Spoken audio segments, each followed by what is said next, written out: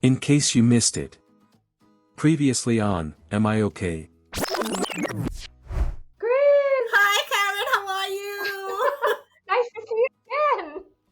I thought this may be a good opportunity to ask whether you're comfortable to share your health journey with us today. I had to think about that because maybe people don't want to hear it. It became something that I just held really close to me until it became quite heavy to carry. Let me start. In 2019, actually in October of 2019, I went overseas to run a marathon. I had plans to join another race for the next year abroad and quite excited about it. Usually the race signups don't start until spring of the next year. Come back here to the States. February of 2020, I went on vacation in a beautiful tropical island. I experienced something that seemed minor with my finger, with my pointer finger. It didn't get better the next day. So I had to go to emergency in that very beautiful tropical island. The doctor in the emergency room decided to hold me, get me tested some more because they were very concerned about that finger, which seemed to me like a minor issue. But he told me that if I don't take care of it, I might lose my finger. Oh my goodness. I never thought I could lose a body part, especially if you're on vacation in a beautiful island. So they didn't let me go. They did all these tests, very invasive tests actually, and they finally released me the day before I was to fly back home. Wow. And how many days were you in hospital for? I was in the hospital for 3 days. Wow. They only released me because I needed to fly back home. From one of the tests, the doctor got an idea of what it could be, so he ordered me to see my doctor here Mm-hmm. and order some kind of autoimmune testing. So I get here, I do additional tests, and I was diagnosed with a very rare autoimmune disease. Wow. Do we have statistics for this autoimmune disease? Like, how rare is it? When I was reading about it, it said it's about 50,000 diagnosed cases in the United States. Okay. Wow. That's very rare. Yeah. So I finally got the official diagnosis March 9. Okay. Then COVID hit. We were on lockdown. And then the week after that, that's when we had the imposed quarantine. Correct. Being in quarantine, especially after my diagnosis, I needed to talk things through. I get a diagnosis and then all of a sudden you're isolated. Yeah. I was left to my own devices to deal with it, as opposed to being able to go out and then I can talk about it. Mm-hmm. All this was in my heart and on my shoulder. And at the same time, too, I was worried. I never took medicine. I don't like taking medicine because Mm-hmm. when you're running and you're exercising a lot, you're putting a big toll on your body and your organs. Mm-hmm. The good thing about COVID was that we reconnected, right? You're in a different continent. Yes. I'm in a different continent. The rest of our friends are in a different continent. Yes, we reconnected. We all had big worries about this virus, who we didn't know was going to affect. That's right. And you would think that would have been easier to talk about whatever I was going through. But I was embarrassed to talk about that. I didn't feel it was important enough because our group of friends had to deal with COVID and had to deal with within their family. They've experienced losses in their family. Yes. And so whatever I was going through, I felt like it could go in the background. I wasn't in denial. It's not something that I was talking about because I felt like there were more important things. Or more urgent things that were going on among our group of friends that made you feel like they have worse things to worry about than what I have to share. Yes, it's almost embarrassing to feel so worried about me when most people are dealing with heavier stuff. All the ripple effect of the pandemic. Yes, so I just kept it aside. With this condition, I have to see a lot of doctors. And before, I was the type that would go to the doctor once a year just to go to my annual checkup, get blood tests. And usually I get a very clean bill of health and they tell me come back next year. And then all of a sudden, every month I have to go see a specialist. I have to get blood tests, blood drawn. And when I say specialist, it's not just one or two. I have probably about 6 or 7 specialists. Wow. It's a big change from not having to go to the doctor unless for my checkup every year. Yeah. Having all these worry with COVID floating around, I can't see my parents, I can't see anybody. And did they know? Well, I didn't tell them, and until now they don't know. Until now. Until now they don't know that I have the autoimmune condition. Wow, that must be a really heavy load you're carrying around. Every now and again, I have aches and pains since I was diagnosed with it. Mm-hmm. That was 2020. The whole year of 2020 got better. I started to think, okay, I can live with this. Mm-hmm. I can deal with this. Let's do this. I got used to the routine, taking my medication, going to the doctor, seeing my specialist. Yeah. And then come end of the year 2021, I was diagnosed with cancer. Can you believe that? Wow. And it was diagnosed by accident. Wow. Because of my autoimmune disease, there are certain medication that I can't take. I've always had sinus issues, and I just couldn't take a regular sinus medicine. I go to the ENT, Yeah. so he could tell me what kind of medication I will need, not the one that I can't take. And that's when he found out I have cancer. Wow. Had to go to treatment February, March of 2022. Luckily, this cancer is a very treatable cancer, not fatal. It has a very high survival rate. Mm-hmm. Did the treatment at the same time going to my regular specialist. Hated it. My doctors, they were very clear when they would talk to me to let me know it's nothing I did. It's just the way my body is. What was going through your head? That I'm defective. Hated myself, hated my body for failing me. If someone were to come to me and told me about this, I'd have kind words and nice words and very supporting words for them. But it's different when it came to dealing with myself. I didn't treat myself with the same love that I would have done for someone else. I love signing up and finishing a marathon. I'm not fast, but I love the fact that I can commit to a discipline in training Mm-hmm. and then crossing that finish line. I feel accomplished every time I would do that. It's an accomplishment, and I feel proud of myself. The fact that there were things going on with my body that I couldn't fix. It's not something you can train for. It's not something that you can fix on your own or do something about just by eating right or just by doing the right things. Right. It's just I feel helpless. I felt helpless. Yeah. And so I felt very defective. But you have to go through it. You don't have a choice. You're living. So I was just going through the motion. What were the conversations like in your head with yourself? That I'm a failure. I'm never gonna be able to have any more accomplishments. I'm just gonna be a failure because I can't do my marathon. So that's how I judged myself. My accomplishments were only based on me crossing a finish line. I never even considered that I had a good job, that I'm very good at what I do. I didn't even consider that I am a good friend. Yeah. I'm a good daughter. None of that mattered. I didn't even see that. I couldn't even see that. That was the heavy thing. Finally finished my treatment, the second or third appointment after my last treatment. My doctor finally said, you know what, Karen? You're fine. I love what I see in your blood tests and your scans. I don't need to see you every 3 months now. Next time I'll see you will be in 6 months. You're fine. You're gonna be fine. You're on the way there. Wow. That must have been a relief. I felt so light. I had that big smile on my face, but I still had to worry about the autoimmune disease. That's fine, but Yeah. one less thing to worry about. Now picking up from where we left off. 2 days after that appointment, as I was getting ready to start my workday, after I took a shower, as I was fixing my hair, looking at the mirror, all of a sudden my knees buckled. Whoa. I just felt really weak. All of a sudden I felt drained.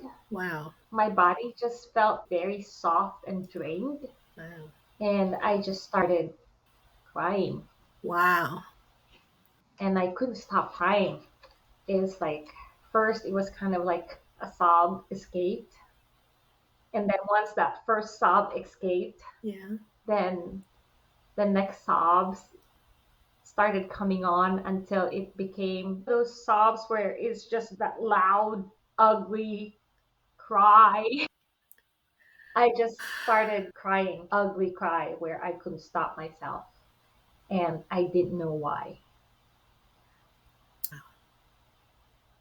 That went on for maybe a good 10 minutes until there were no more tears, and all that was left was just the big loud hiccups that carries on where you're still crying. You have nothing else to give in terms of crying, but the body's still reacting. Yeah. So it went on for 10 minutes and I didn't know what it was. And then I just went over my day, and probably maybe after a few days, that's when I realized that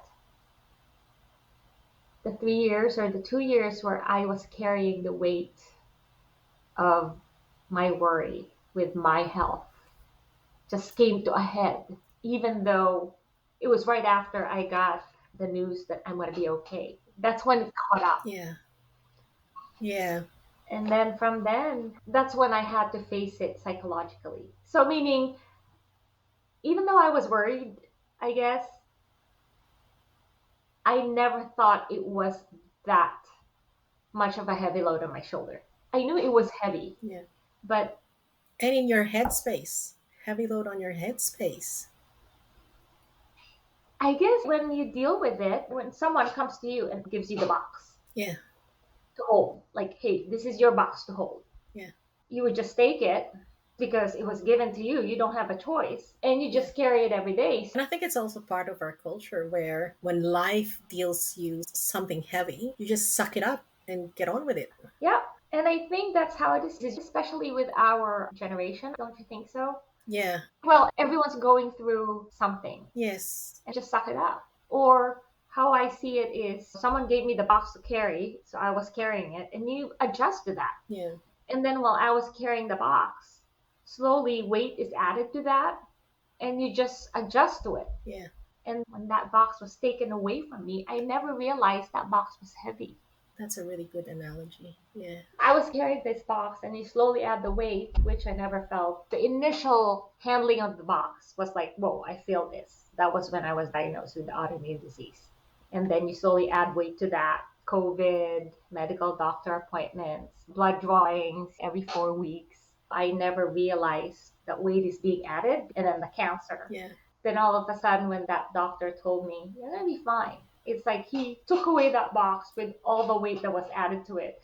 And that's when I realized, oh my God, whatever was in that box, that was heavy. Yeah. That's when I had my episode of the ugly cry. And since then, that's when I had my chance to think about what I went through, my mortality, and worry about being in pain, worry about suffering. Was it worry or was it reflection? Both.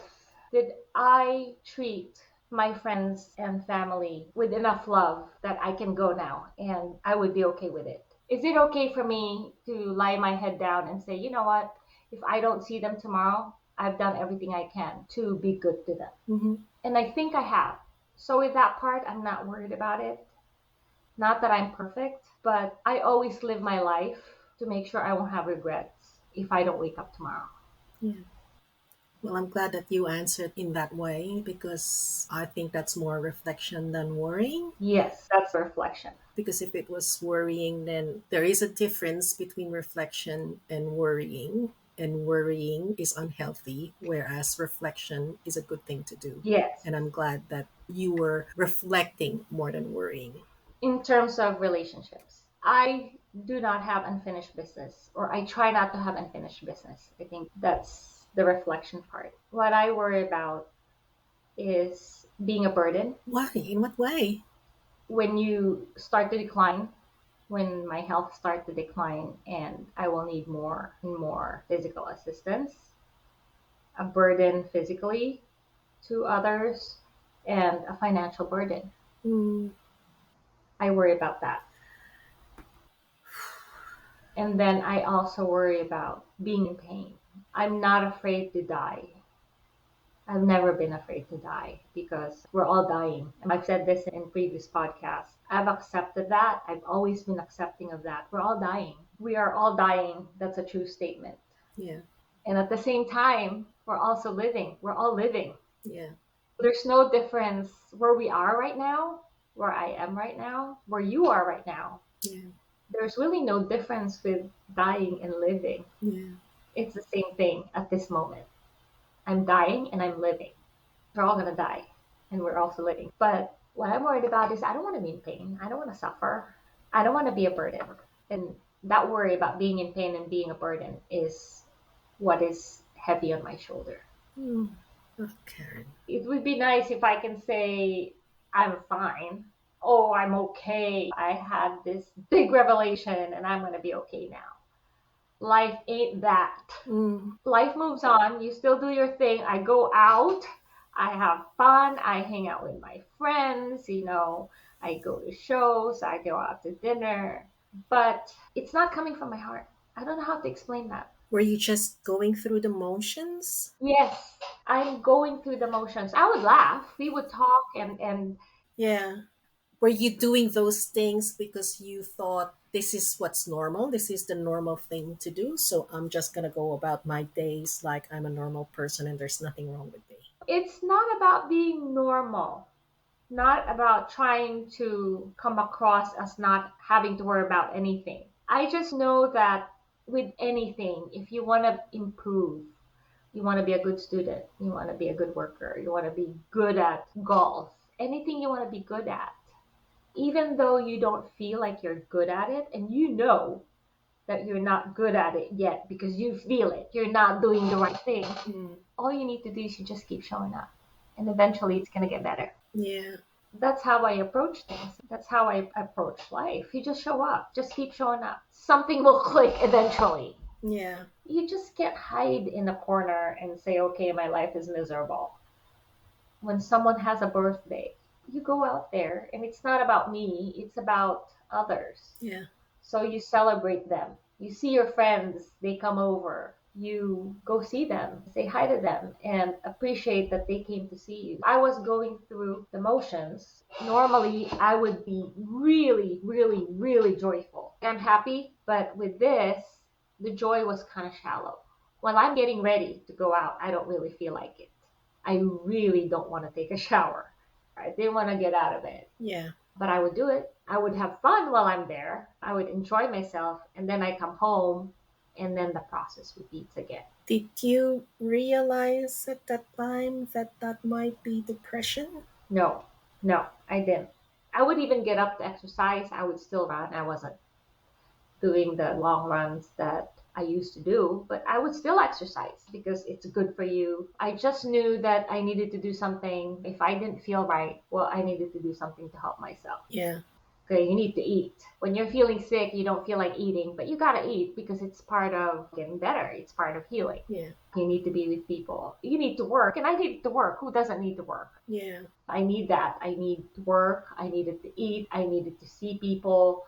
You're a part of the community. I still needed to be a part of the community. Yeah. I was going through the motion. Do you get up every morning with a heavy load, having the same thoughts? And if you do, what thoughts were consistently on top of your mind? I didn't have anything in particular, but I would open my eyes and be an autopilot. Mm-hmm. Before, I am one where I would get up at 4 and I had a plan. I would get up at 4 in the morning and I already have things lined up. I have a checklist. Yeah. I need to do this, I need to do that. And I had the energy to do it. Yeah. This time I didn't have the energy. I didn't have the energy, physical energy to do it. I just chalked it up to I have a medical condition. Yeah.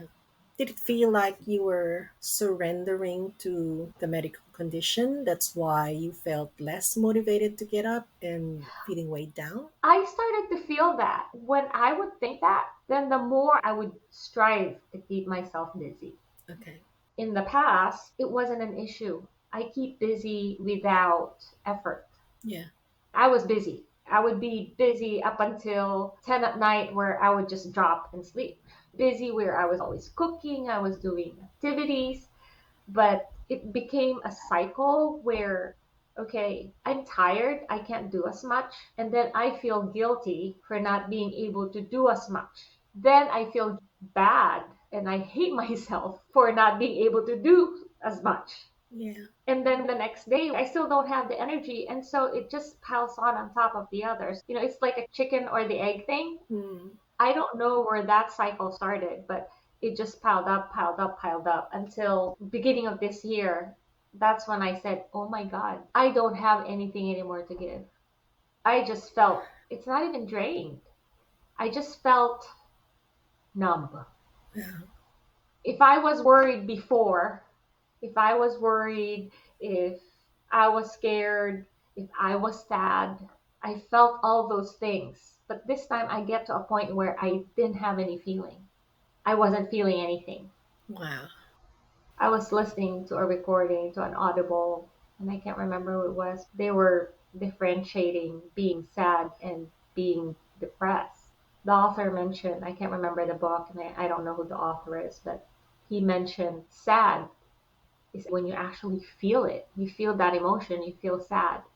But depression, you're disconnected from your feelings. You don't even feel sad. Mm. And that actually solidified that diagnosis that the doctor told me that I was suffering through depression. So I had to seek therapy. It came to a head, I want to say at the beginning of this year. It wasn't even. I think it was, and I had the suspicion that you were. I could sense it. And I feel bad that I was so engrossed with my own issues. I was so wrapped up in my own issues that there were days when I'm not able to check in on you, whether you're okay, how are you feeling today. But I kind of suspected that although your issues were mostly physical health, I could see that it was taking a toll on your mental health as well.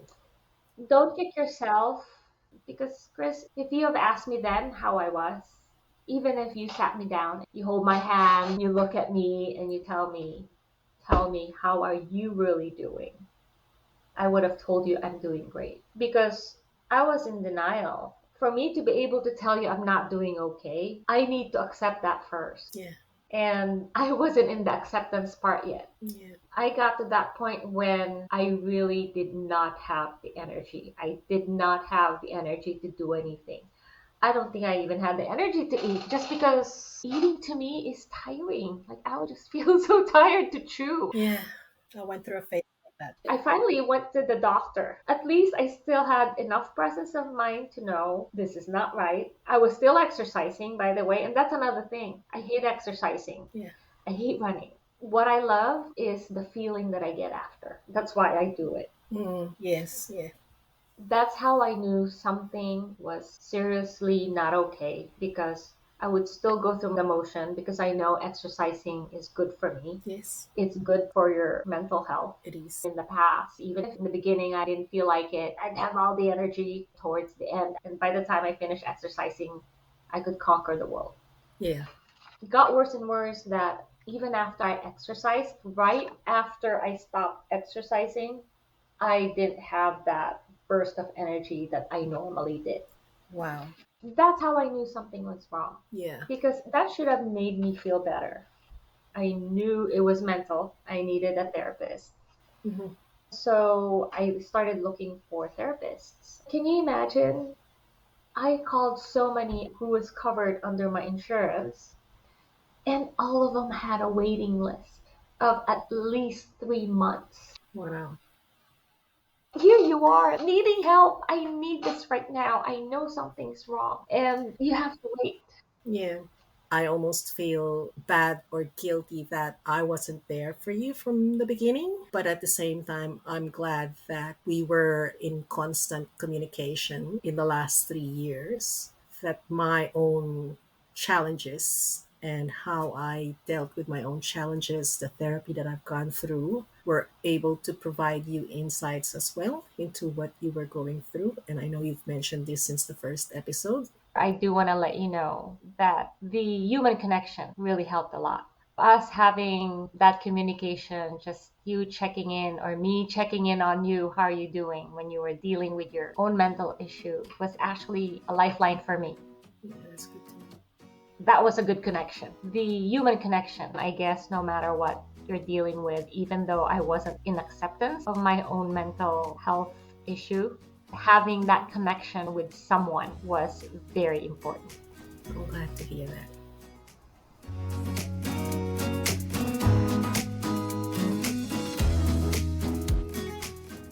Am I Okay is intended for mature audiences as it discusses topics that can be emotional and upsetting.